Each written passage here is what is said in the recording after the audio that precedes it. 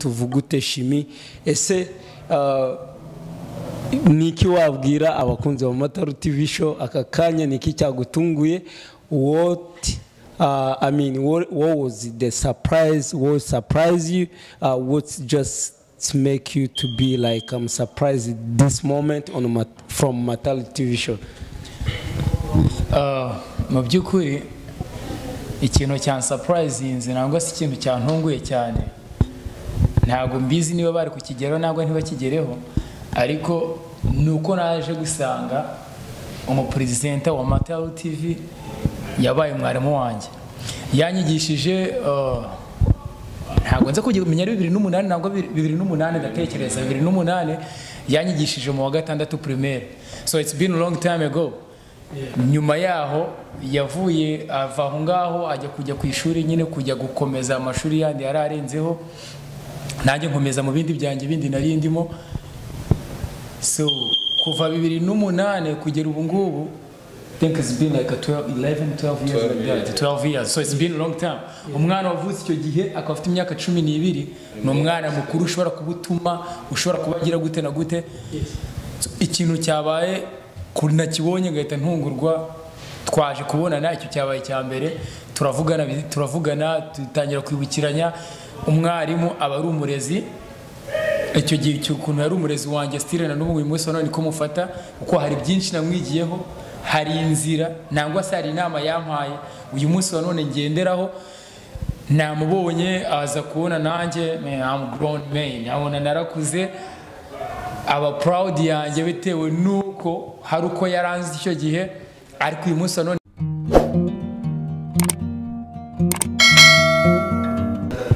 Yeah, guys, this is Mataru TV show. I'm a representer as a teacher JB. Right now, at the moment I'm talking about, I'm in Lexington City, state of Kentucky. So tukaba twagarutse kuri Mataru TV show, muziko ibyacu bihora biryoshye kandi rimwe na rimwe abari nk'umutobe. So ndaza kugira abatumire kandi muri buze kwishimira abana bato bakeye ku maso kandi bafite umutima ukeye, bafite ndetse icyizere cy'ejo hazaza heza. Nkaba mbafite ntari bubicisha amatsiko cyane. Uruhande rwanjye mfite umusore uri buze kubibwira amazina ye, ntago ndimo kuyibuka neza. Nyavuze nshobora kuba nahera kuri last name, yifuza guhera kuri first name. Ndagira ngo akakanya aze kwibwira abakurikiye Mataru TV show live muri iki kiganiro. Witwa nde? Wibwira abakunzi wa Mataru TV show bafite amatsiko kukumenya. Well, nitwa Nshimiye Eric Claver, ntuye ahangaha muri Amerika, muri USA, mu mujyi witwa Lexington, state yitwa Kentucky. Nahangaha niho mba, niyo mazina yanjye. Ndi umusiribateri, ndi umusingo, ariko witegura kuzabivamo vuba cyane bidatinze. Ndumva background yanjye ari nk'iyo ngiye. Yeah, urumva ko ni umusore ucanye ku maso, ni umusore kabisa ubona ko ataragira n'icyo akubwira, amaso araguha, uhita uvuga ati singe ndi bubone abumbuye umunwa akagira icyo atubwira. Si we wenyine rero, nababwiye ko ari abasore barenze umwe. Tukaba hirya ye gatoya hari undi musore waje yabyambariye kabisa, ubona ko nta kibazo afite ku mutima. Wagira icyo ubwira abakunzi ba Mataru TV show badukurikiye muri aka kanya? Nanjye nitwa Martin Kayiranga, mfite umugore umwe, umwana umwe. Hanga muri Lexington niho ncumbitse, kuko si igihugu navukiyemo, si igihugu cyanjye, ariko niho mbarizwa muri iyi minsi. So uravuga uti ndi umugabo ndubatse, abambona mutaza kunyitiranya, ndi umugabo w'umugore umwe. Ese urumva uteganya abagore bangahe ko ubivuze ngo ndi umugabo w'umugore umwe, bimeze bite? Rega buriya bona kera ubundi umugabo yaga afite amafaranga agomba kugira abagore barenze umwe. Gusa ntago ari byiza, kuko n'ubundi icyo umugore umwe aguha n'icyo n'uwa kabiri aguha, kandi nta mpamvu ngo ndi umugore umwe, ni nko kwivuga kwanjye. Just nuvuga ngo ushyize akadomo ati ngiruza kwiteranya. Cool. ya turihuta rero bajya bavuga ngo ujya gutera uburezi arabwibanza ijya kurisha ihera ku rugo sindi bujye nsimbuka ngo njye hakurya kandi hari aho nagombaga gufata ntabanje nasingira Eric nshimiye rwose ntago ari uguca amarenga nta nubwo ari ukugira ngo dushyiremo ibikabyo cyane kuri Mataru TV show twijeje ko abakunzi bacu tutazigera tubapfunyikira ikibiribiri ukeye ku maso ndabona ibintu ari byiza cyane bimeze gute ni irihe banga ryihishe kuri rizi fresher ndabona ni stamina ibintu kabisa n'umutobe bimeze gute ni irihe banga ryihishe inyuma sosoma ibanga nta rindi ni ukwizera burya iyo wishyize mu mutuzo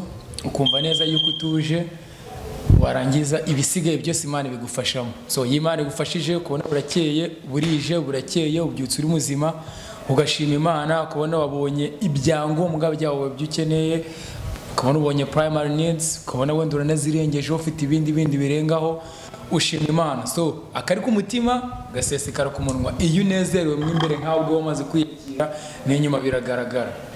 Alright, turumva ko bavuga ngo abwirwa benshi akumva beneyo abumva vuba bamaze kumva gusa arahibereye araza kudusangiza byinshi turasimbukira gato kwa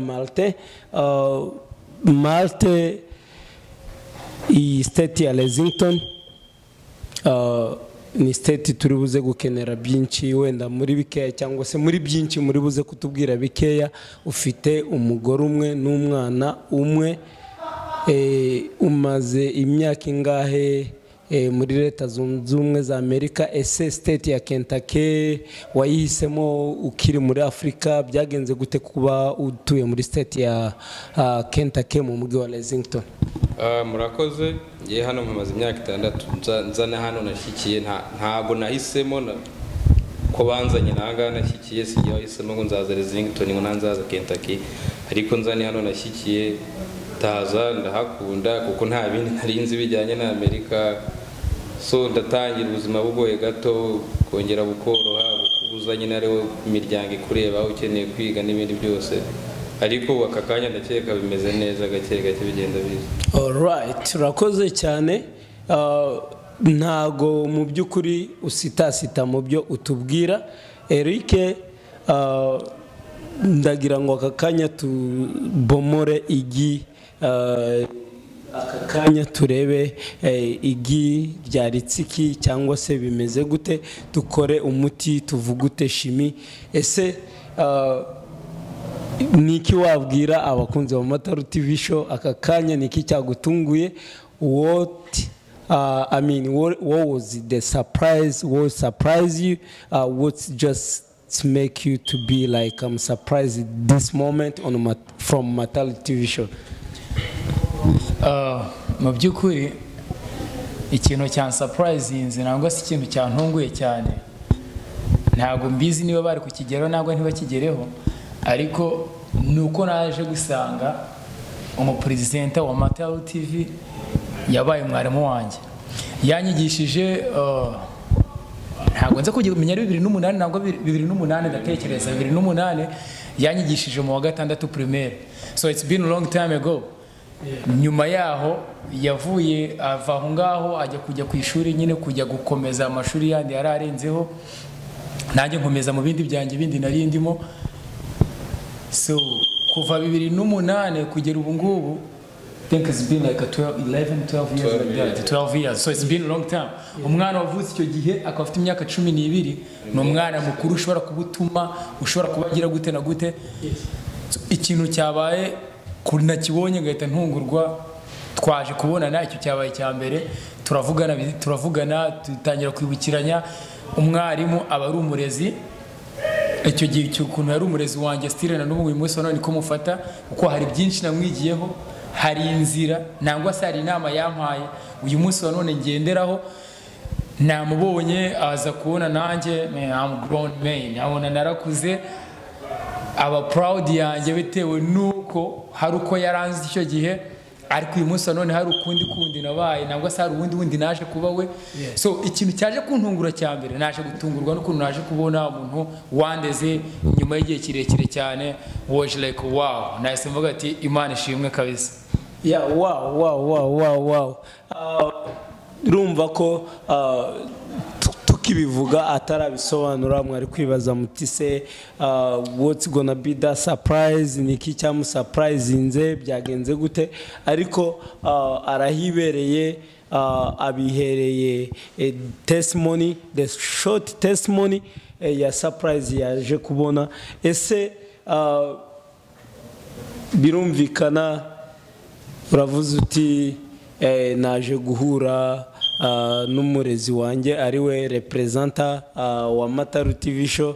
Hari uko nabonye education, nabonye inama nyinshi zavuye kwa mwarimu wanjye, uko yaramperuka nuko yansanze hari n'ukundi kuntu yambonye.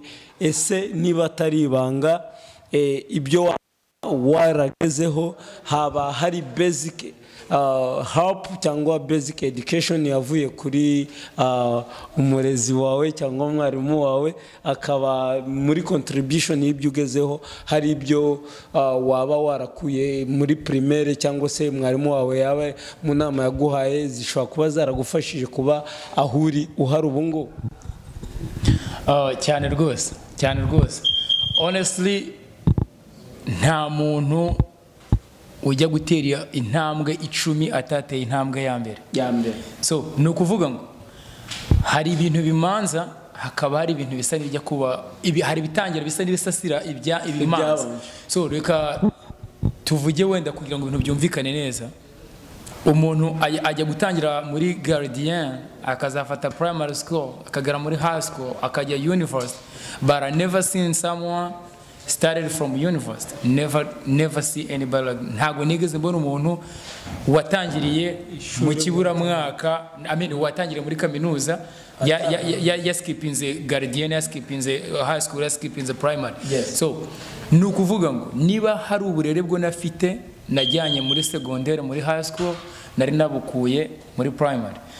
Ariyo mpamvu rero umunsi none na appreciating abamanjirije abandeze nyuma, kuko ibyo nibo batangiye bambwira ngo aba yandika gutya, be bayandika gutya. Abo bandi wano tugera ahubwo batangira kunyereka ibihekane bya bintu biba bihekanye. So nicyo kintu rero mba namva navuga n'amagingo n'uyu munsi wa none ni byinshi cyane wagiye umbwira, ni byinshi cyane nakwigiyeho kandi ndicyagenderaho tu.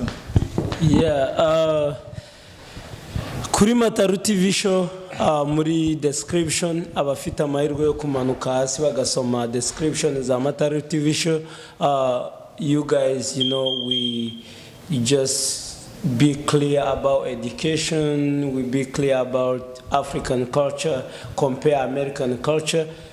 Ku bantu bavuye muri Afrika batuye muri Leta Zunze Ubumwe za Amerika muri aka kanya tutirengagije abari mu migabane itandukanye, Aziya, Uburayi ndetse na Canada. So uyu musore rwose aratubwira ibintu bishobora kuba byagutera amarangamutima ukishima ndetse ukarira, ariko si we wenyine, turajya tugenda tujumpinga tugaruka back and forth.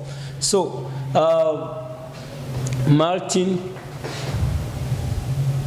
uri umupapa w'umwana umwe n'umudamu umwe, ariko se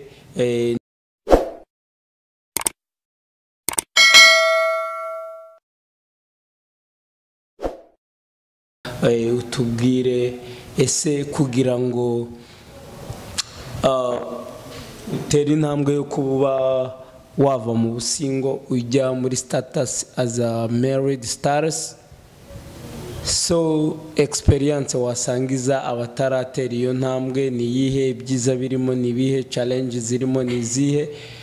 Noneho nkaza kuza usa nkaho unsubiza icyo kibazo uri busozera umbwira uti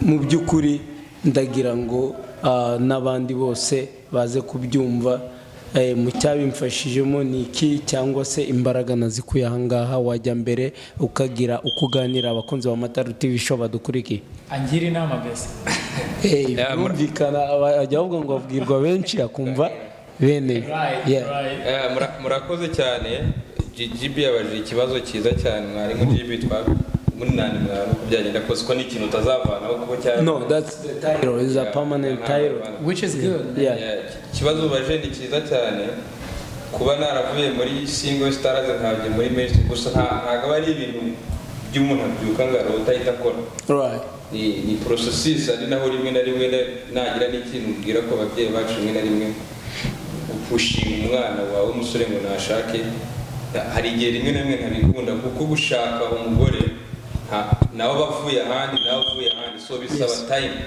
so ngo wamwigaho mumenye kuko umuntu arahinduka buri kanya ntabwo wakwiga ko umuntu ngo umumenye mutabana ibyo birara yes so nk'iyo hari n'igihe muri society isanzwe ushobora gusanga nk'umusore tungana nawe uri mu kigero cyane na munsi yanjye atarashaka unanduta ugasanga umuntu aravuga ko atarashaka ariko ntabwo ugenda bitindaho kuko gushaka nk'ubu kuri experience hafi y'imyaka imaze kugira bisa ngo umuntu nashatse tutazire tutarakundanye ntaramugira ayo marangamutima ngo mukunde nawe nkunde ari umuntu mu rugo bambwiye ngo shaka nkahita mubona nawe ashaka gushaka nawe tugahita dushakana ntabwo bijya bikunda kuramba icyo nicyo nabwira abantu mu bijyanye no gushaka nta ukwiye gupushinga abandi bantu gushaka umuntu wo ku giti cyawe no kubyuka bitewe n'amarangamutima afitiye umukunzi wawe mubanye bitewe n'ibyo umubonamo n'inzozi kuko buri wese agira umugore w'inzozi nk'uko n'umugore agira umugabo w'inzozi so ngewe nta kindi twarakundanye hashize nk'imyaka 3 dukundana ndakeka so kuri ngewe narabyutse numva bishoboka uko nari mfite ibintu bikomeye byinshi cyane ariko nuko nari uko mfite community iwacu nari nyizi ko ari abantu bazi kubana kandi bazi kubana ariko mu gutegura ubukwe ntabwo mba uri based ntabwo basic ku bantu you don't really focus on people igihe ubona focusing agona mu partner wanjye niyo yaza nta mafaranga nanjye nta mafaranga ariko tukabana mu mahoro atari ngombwa ngo ubukwe feelings kuko nari nshaka umuntu wa feeling mfite feeling nkunda buri kimwe tataruka ngo ndamugeza mu rugo ejo nongere ntangire kureba umugore wa GPM ira umugore wanjye kuko namubonye cyangwa se ubuye ngo mu rugo baramfocus mu rugo barambwiye gukora gutya kora feelings zawe zakujemo at the time making a decision nawe zimuzamo kuko yizinzamo nawe ntizimuzamo now making a decision yari kwanga so abantu bagomba kureka ku bintu bijyanye no gushaka bakareka ikibuga bakagiharira ba nyiri kujya kubana bagatanga kubazanye aho kugira ngo ubone umuntu men ko mukune kiragiye kutarashaka men ibi byose mwakundane muzatandukana nimutandukana of course good thing kuko muzamwanira ngo hakiri kare aho kugira ngo mutandukane no mwamaze kugerana n'abana burya ikintu n'abantu bagomba kumenya iyo umuntu amaze gushaka is not about you or your wife is about your kids ha bindi maburi gufocus that's right you guys kuko umwana akenera attention ebyiri kena attention ya se akena attention ya mama ku bantu baba bafite amahirwe baba bafite ni byuzabaze n'umugore wese wakoze divorce n'undi wese ukiri muto arakubwira ati ikintu nkumbura ni attention y'iki y'umugabo ku bana bawe suvuga ko abagore batazi kwita ku bana barabikora pe ariko hari attention ya se abakeneye so urumva iyo mumaze kubana izo feeling none ntazo mufite mukanabyara n'umwana none umwanya wagiye kuba victim ntuzasanga nimba tumaze imyaka igera muri 30 hano dufite abana baba homeless ari ikibazo cy'iki cya victime z'ababyeyi nta tension umwana yabonye yase nta tension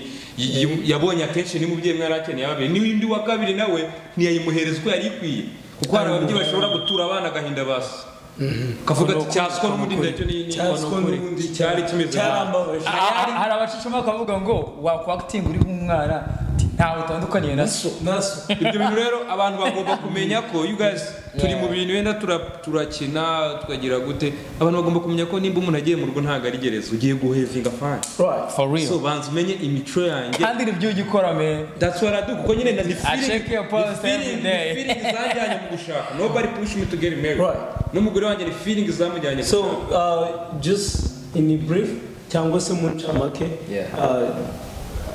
abakunzi ba Mataru TV show just don't be hesitant we mix language ni turisagagura ni ibintu bisanzwe ni ukuvuga ngo urashaka cyangwa se ubusobanuro uvuga uti simply gushaka abantu ntibajye babiconfusing wenda nuko ugiye gushaka amafaranga. It's It's about love. Just love. Love feelings. Kuko n'ibindi byose uzanareba biragoye kuba urugo rwasenyuka when you get mwarabanze gukundana. Uzarebe cyane cyane hari nk'ababyeyi bashobora gutandukana ugasanga finally background yabo yaramuteruye, which was not love. Was not that kind of crush. Yari crush ni cyane umuntu umwe akunda urundi ruhande ariko wawe ndunda atari kumurima. So wowe wamukunze ukabwita mwira umusore wanjye is my brother. Kabwira umusore wanjye ngo uze kumfashira umukobwa namwimvishije mu tumuterure. Twahagera kubera ko nta feelings yari amfitiye. Hakavamo indwano. Nyuma yaho hakabaho divorce. Never.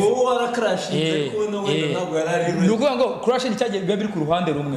Rero iyo mutandukanye we ntago aba yibreminga cyane kuko nubundi still aba yarashe ku gahato. Muri nicyo Martin yavugaga nabwira maturity show abakunzi bacu muri rusange kuko twese turi abantu bamwe mureka abantu bashakane kuko bakundanye babyiteguye bari ready kuko nkanjye wenda muri kamera ya muntu wenda nkanjye sinzwe gupushinga Martin mbabarire muce mu ijambo gatoya is a debate. I mean it's conversation tukuganira bisanzwe ariko man hari igihe njye numva ndushye n'abantu uko n'umuntu murahuye uramuruta murangana muri mu kigero kimwe kubera nzi Martin kuva kera long time ago from 2005 I guess 2005 ugasanga umuntu araje arakubonye yiwe yarashatse wenda mbere yawe ntago ari ubushobozi wabuze ubushobozi bwo ni financial. That's I mean ntago nguciye mu kiganiro about couple or marriage. Urya financial is not a big contribute. It is the way mumaze reka kano kantu nkavuge right. None ugasanga umuntu uramuruta murangana nangwa se mwarabanye ariko uko mwabanye ubwo ngende ku byo Martin ari kuvuga. None wo kubera ko yagize ukuntu abirangira mbere nawe udafite ikibazo financially utabuze umuryango wagufasha utabuze inshuti za gusupportinga ugasanga umuntu we agihari atangira kujudginga ukuntu ko abantu bagiye uko nkaye uko mbitekereza uko abantu bavuka umwe agapfa agacaho ntabwo se abantu bavukira umunsi umwe nangwa isaha imwe cyangwa ngo n'igikuriro kibe ni nako biriya bintu n'ubundi busanzwe ntekereza ko buri muntu agira umwanya we tugende kubemera Imana tugende kuri kalendari y'Imana kuko nk'ubu ngubu vana advice nyinshi kuri uyu mupapa mureberaho cyane ariko icyo mba nshaka kuvuga cyanyacyo nuko igihe nikigera cy'Imana yateganyije cyanyacyo kubera ko si ubushobozi mbuze meze neza ntabwo ari ubushobozi mbuze ahubwo ni igihe cyanjye kitari cyagera. So iyi message rero ya babantu duhura bro are you still single? Yes I am. Ndicyari single kubera ko nicyagiye kitari cyagera igihe kizagerera I will do it. Nzabandikira message I'll let you guys know nzabikora fresh ariko igihe nyine ntabwo cyari cyagera niyo nicyo kintu mba dikungana kuko Martin ugiye bavuze mba mbyumvishe ngahita kuko ibimbaho kenshi ariko manu cyari uziribateri ndiwe nyine ndashaka ngo ntuze kudukina game wenda tugaruka aho hantu gatoya. Hari ukuntu usa nk'udukinnye agakina ariko ntabwo nsa nk'uwabitahuyeho gatoya wenda ntuze no kwirumanganya nakuvumbuye burya tuganira usa nk'uri guca amarenge ese nturageringa ready kandi wowe uravuze uti mubyumve na neza ndabibabwira ntabwo ari is not financial problem nabyo kanze nisegure ese tell me right now cyangwa se ubwira abakunzi ba Mataru TV show bari live muri iki kiganiro cyangwa bazacyumva nyuma ese ufite umukunzi cyangwa nta nawe ese I mean there is a certain time you desire you point to get married or just you don't think yet? arahari mwiza umuhungu wanjye mwamugani w'abagize kugereza bigare ngo arahari ngaho bitubwire oroso yabyukaga reka mbisobanure yes arahari kandi uko mbitekereza and she gonna be proud, right? I'm pretty sure. Beautiful girl, you gotta watch this. Oh yeah, for real. I will share. Yes. I will send you a link. Ariko arahari mwiza udafite ikintu cyatwaye. You proud? Yeah. Neza cyane mbese. Arahari meze neza.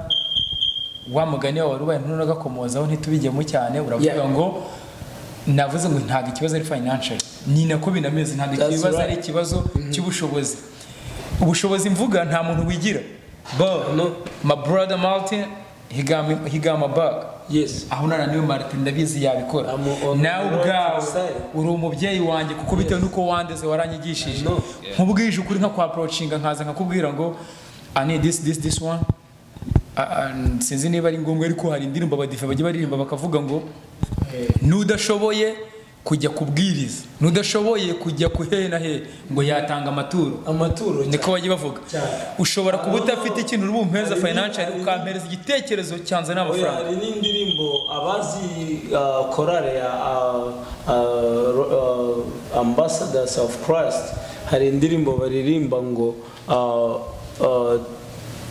ngo twunganirane I don't know ngo wowe ushoboye ngo sima yonyine ntago yakubaka inzu isima ikeneye tafari ikakenera n'umucanga iyo bivanze byubaka inzu ikomeye so nuvuga ngo abantu barakeneranye abantu barakenerana cyane icyo rero icyo gisubizo ndatekereza nagoje igisubizo cya nyacyo gusa icyo navugaga nta kibazo mfite financially bitewe nuko mbafite yes nagize ikibazo martiyandwanaho nagize ikibazo nkakwegera nzi ko wamfasha ushobora kubutampereza amafaranga. So in other point Martin ashobora mu rugero kuba yakunganira mu buryo buri financially cyane ariko bitavuze ko cyangwa se advice mu buryo buri ni nacyo na appreciating cyane emotional nanjye nkaba nakubwira inama kandi nicyo na appreciating cyane so turihuta ngiye ndashaka kugira ngo mu byukuri tuzamuke kandi twihuta ningiye ndashaka kujya jumpinga muranyihanganira ahubwo ndagira ngo jumping gatoya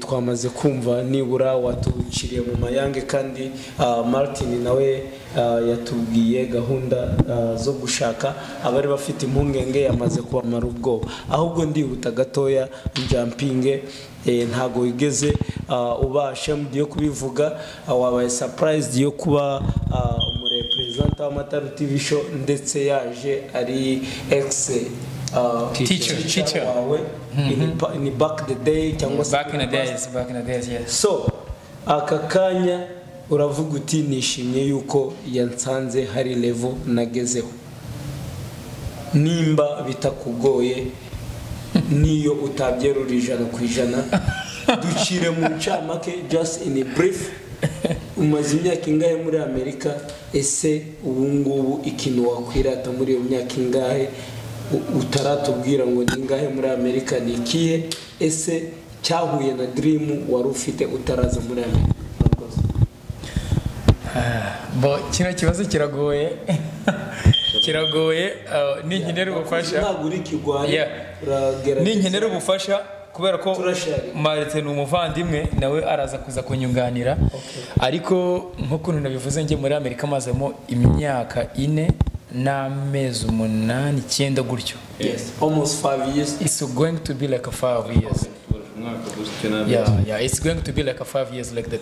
So muri iyo myaka 4 ikintu cyo nishimira reka mpere ho gato nsubire nkwese inyuma gatoya ikintu nishimira twatangiye nyine twari turabana niho nahereye uko icyo gihe nanganaga nawe uyu munsi none wandeze nangwe se wanyigishije muri icyo gihe siko uyu munsi tungana nivuga ngo icyo gihe kiganiro twari kugirana back in the days 2008 yes 12 years so ni igihe kinini cyane no biratandukanye so ubwo rero nukuvuga ngo narakuze mu gihagararo ndakura mu myaka ndakura no mu buzima busanzwe nagura mind ubwo nicyo ndi gushaka kuvuga nagura mind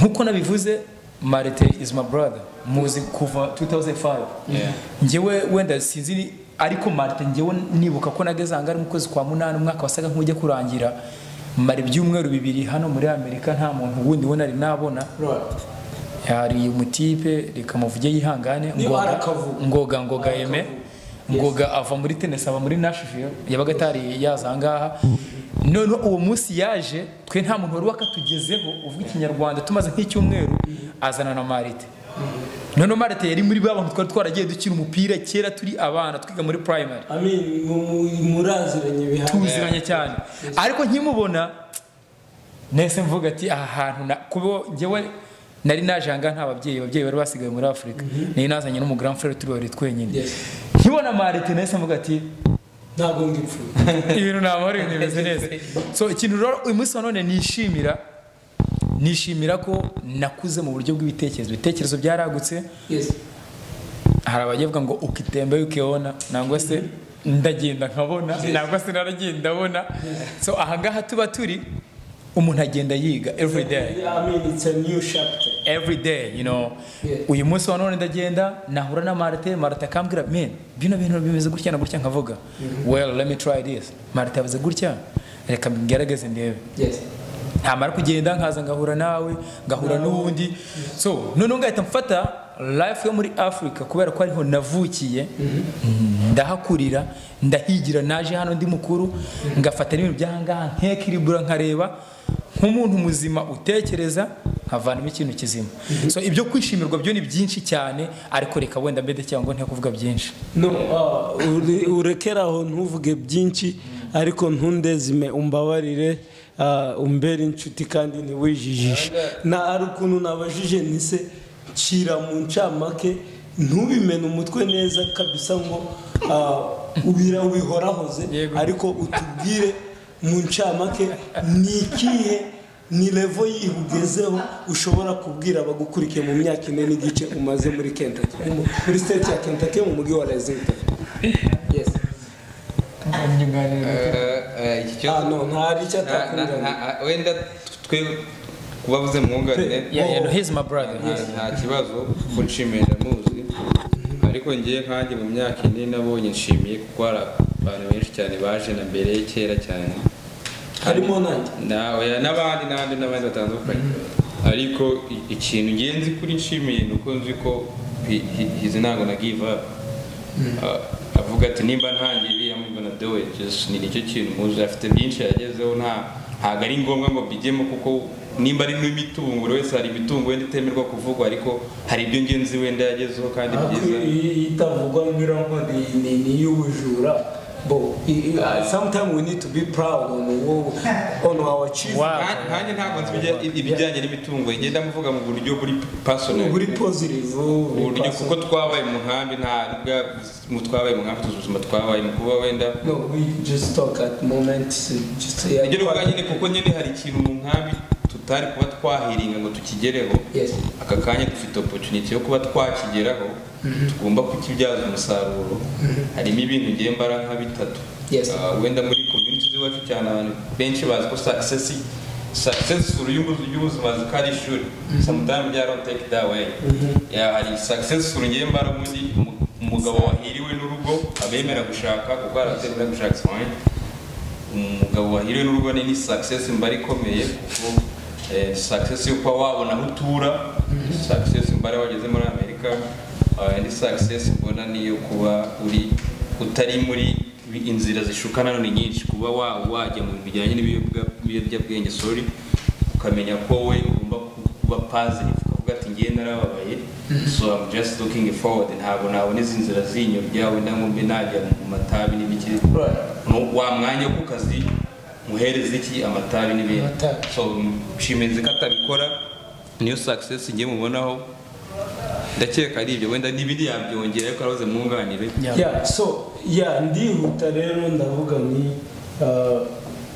wenda ibyo ufite impamvu kandi buriya bavuga ngo abwirwa menshi akumva bene ahubwo tubwire mu byo umaze kugeraho bimwe babivuze ababyumvishe twabyumvishe ese muri dream cyangwa mu ntego wari ufite uvuga uti ngize amahirwe akomeye kuba ngiye muri super power country, igihugu cy'igihangange nka Leta Zunze Ubumwe za Amerika? Baravuga ngo uwambaye kirezi ntamenya ko kera twe tukirimo dushobora kuba twaramaze kugifata nk'igisanzwe, ariko still is a power, super power country. Wari ufite izihe goals? Ese umaze guhilinga izihe?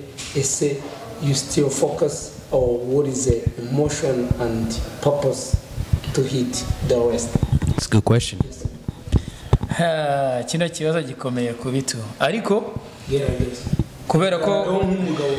kubera ko turukwigisha. Yes, nanjye ndi umuntu nk'abandi bose, ndi umuntu nka Marthe agira feelings, agira vision, nanjye ni gutyo ko nteye. Yes. So uyu munsi wa none ndavuga ngo niba ndi kuri point, next year, nangwa se after 6 months, nangwa se after 2 years, I want to be to this. I have to be on this point. So njyewe rero atari nka bya bindi numvishe mu ndirimbo abantu bajyarimba ngo wa mwana we no kurushaka kuzaba iki, mwe nshaka kuzaba president, no nshaka kuzaba ibiki. So ibyo byose twagiye tubigira, ariko yimaze kugira at least imyaka 15 nangwa se ningahe utangiye kuba wazi uri gutekereza, ubona neza ko hari uwo biri, ubona neza wenda ubona nawe nzira zuri kwerekeramo. Ikintu rero, ikintu nishimiraga nkanjye, ikintu nishimira achievement zanjye ngira, nkuko ndi kugendera kuri byo Marthe yari ari kuvuga, ikintu cyanjye nishimira neza ko kino gihugu twagiye tukizamo, mugani nta gakondo, aho umuntu ataha niho yita iwabo. Hano twagiye tuhaza, ukaza ufite imyenda yawe, wamara kuhagera ukishakisha. Hari igihe njya mvugana n'abasore banjye bamwe na bamwe, kuko baziko nkunda kugira brage, bakambaza mwana wagiye nkagira ati suze ko ndi umututravu, ndi ku kazi kose njya ngakora, ndi umututravu. Ariko ikintu nishimira, kuko igitumye mvuze ku bijyanye n'ibyo by'ututravu, nuko aho ndi level yondiho mbihabwa nuko nkora, nuko ngukomba nkora, nkafata akanya kanjye nkitekerezaho. So ntago rero ugiye gutinda mu bintu byinshi, mu bintu nishimira byanjye byo nagezeho, nubwo bigikomeje, ariko mfite aho ntaho. So it's big thing in this country. Yes. Big thing in this country. Ufite ahantu utaha. Right. You mean like you want you place, or you own you place, or you mortgage a place? I'm own the place. Congratulations. Thanks. That's, by the way, that's the big achievement.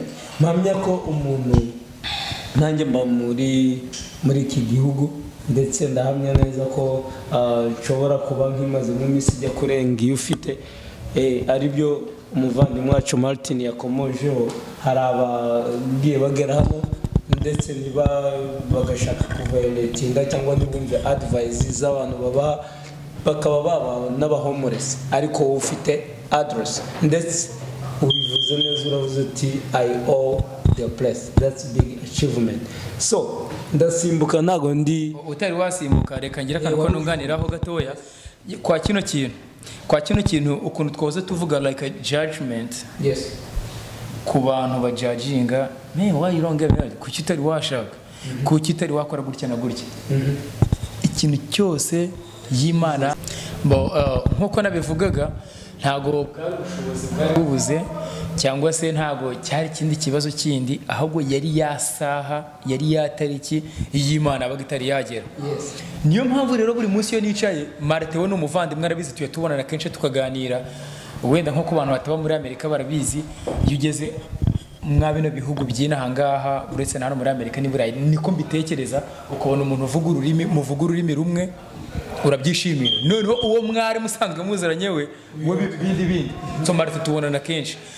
Rero ikintu gitumye ngaruka kuri ako nkavuga ngo reka ngira akantu mbivugaho, man, this is small thing. I own the place. Yeah. I do, but nundi yabikora.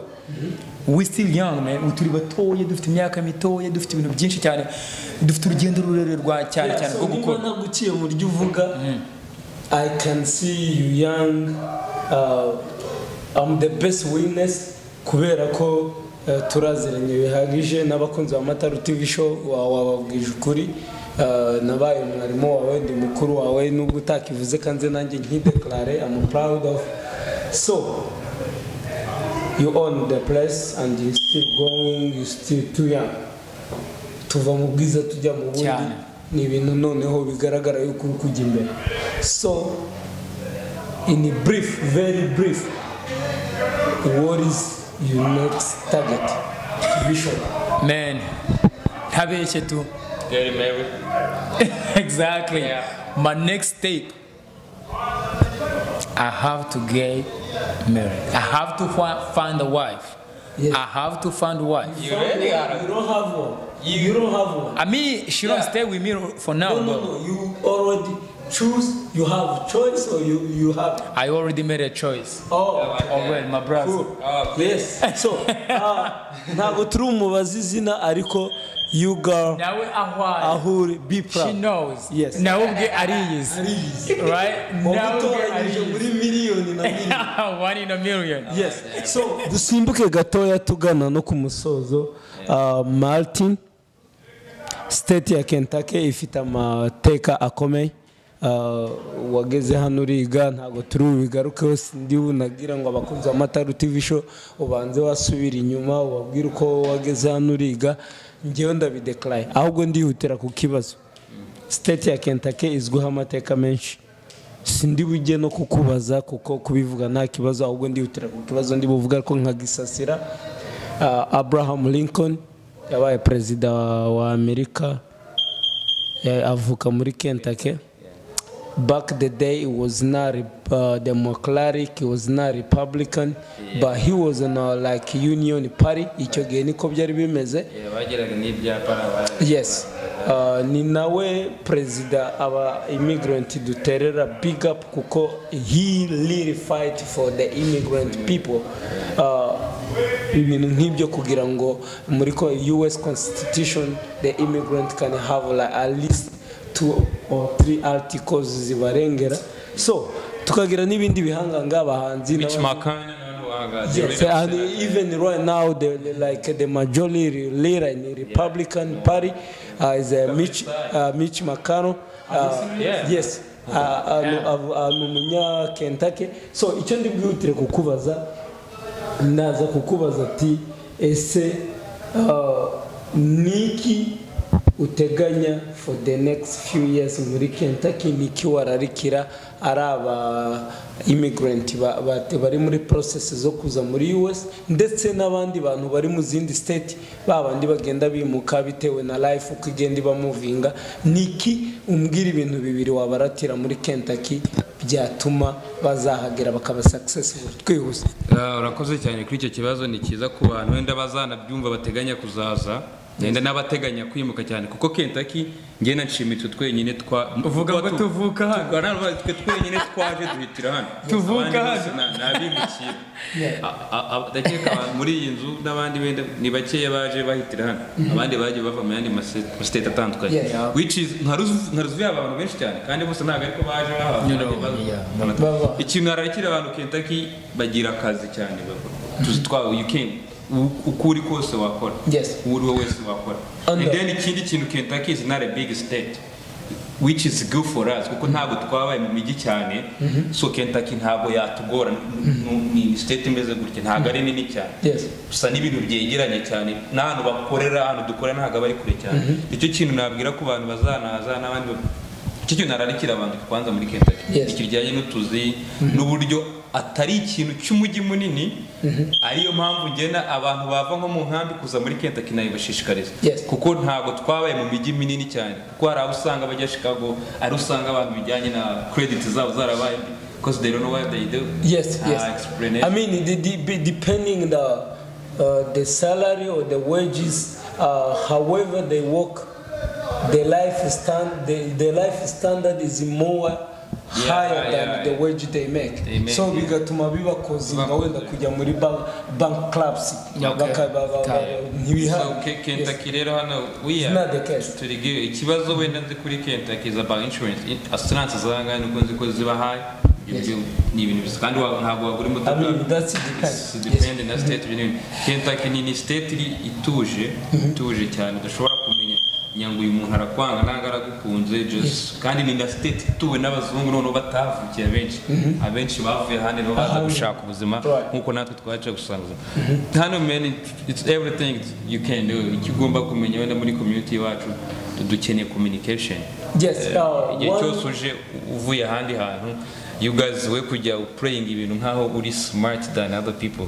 Just ask ko chimwe hari ibyo yagezeho aruko yabajije so yumubajije nawe hari ibintu byakororeza cyane kugira ube success kuri ibyo bintu kurusha ko ari kujya gupraying iyo deal wenyine. So we have to ask Kentucky to the community just. So the last question as Matalo TV followers ndakibaza nshimiye niki muri aka kanya wabwira umukunzi wawe ijambo rimwe. Oh yeah. To mark phone. No reka ndabizi ko wenda kanya turi no gusoza ahagore kangira akantu ko mvuga bwangu mbere y'ibyo ngibyo kangira akantu mvuga gato kuri Kentucky. Yes man, uno mugi nubwo gose ari mu mikino ariko nk'abo tuye tuvugana yobwe mu mvuka hano none atari ntagari cyo kano kanya ndi kuvuga abandi biruhande. Hari igihe tuye tuvugana abandi bashuti banje abandi basore banje bari mu state atandukanye bari muri za Arizona za tukavugana nkabwira ngo mvuka hano. So mu byuko ntabwo navukiye muri Amerika ariko naratembereye mu state atandukanye. Kentucky is the best. No, Kentucky made you who you are right now. This is horse state. Ino ni state y'amafarashi. Nuko ari nijoro mu musosanze mukabireba hameze neza. Isukiwa muri uyu mujyi utuzi turi bugufi. Wage imeze neza, minimum wage right. Minimum wage imeze neza. Abaturage baba bameze neza. Uretse hano muri Lexington Homba muri Louisville njya ntemberera nagiye mu tundi tugitwe twa Prestonsburg mu tugitwe twa Pikeville ni ahantu h'amasanka 3 haje gufatana za Virginia from here man. Ariko Kentucky man ni state nziza cyane nararikira buri muntu wese ariko wa mugani yaza agasanga mari tumaze mu myaka 6 nkuko yabivuze akareba umuntu wahamutanze akamubaza bino bintu bigenda gute kubera ko yo witwaye nabi ingaruka ziri kuri wowe nicyo kintu numva navuga kabisa Kentucky. Yes. Agumubajije izina just gira ikintu ubwira umukozi wawe mbere yuko duca mukora antenne za Matalo TV show. Get ready soon you gotta be here. Pretty soon. Pretty soon you gotta be here and you're not gonna be suffering. I know you are going to be proud of your dude. You know. So kuri Matalo TV show duhora tubabwira ngo try even is hard and they may never miss success. We just met a good invitees, 2 special and amazing guys from Matalo TV show. Ciao, see you next time. Ciao. Imana yavuze ngo jambere mwana wanjye nangwa se tariki niyi no Martin I'm serious avuga ngo iki gihe kiniki bizaba bimeze gutya.